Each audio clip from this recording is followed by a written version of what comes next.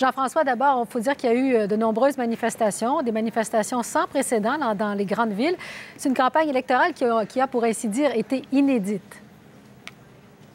Oui, écoutez, en fait, il faut savoir que le contexte de cette élection présidentielle-là, c'est que ça se produit 3 mois, jour pour jour, après l'élection parlementaire qui a eu lieu donc au mois de décembre. Une élection qui a donné lieu à des soupçons de fraude vraiment importants, c'est-à-dire que des fraudes sur une large échelle. Et ça a poussé, vous le savez, des dizaines de milliers de personnes à descendre dans les rues. C'est vraiment une réaction qu'on n'avait jamais vue en Russie, en tout cas pas depuis au moins 20 ans, pas depuis l'arrivée de Vladimir Poutine au pouvoir. Certainement pas.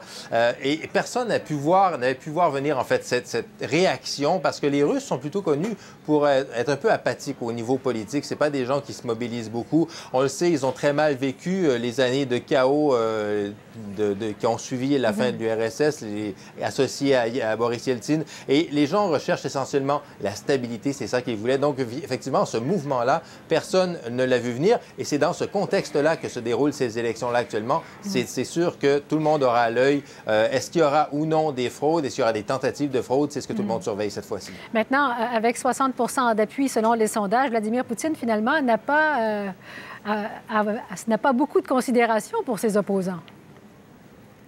Bien, écoutez, effectivement, les sondages le donnent gagnant, probablement dès le premier tour. Les sondages, il faut toujours s'en méfier un petit peu. On a eu des surprises lors de l'élection de décembre.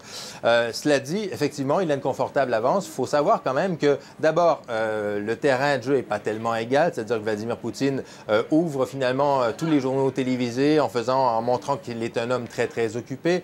Avec son boulot de premier ministre, il est partout et il occupe tout l'espace. Et les autres candidats ont très, très peu de place. Ça, c'est une première chose. Deuxièmement, il faut savoir que les candidats qui se présentent, en fait, ce sont des candidats qui ont déjà été, en quelque sorte, préapprouvés par le Kremlin. C'est une opposition qu'on appelle ici systémique, une opposition un peu molle.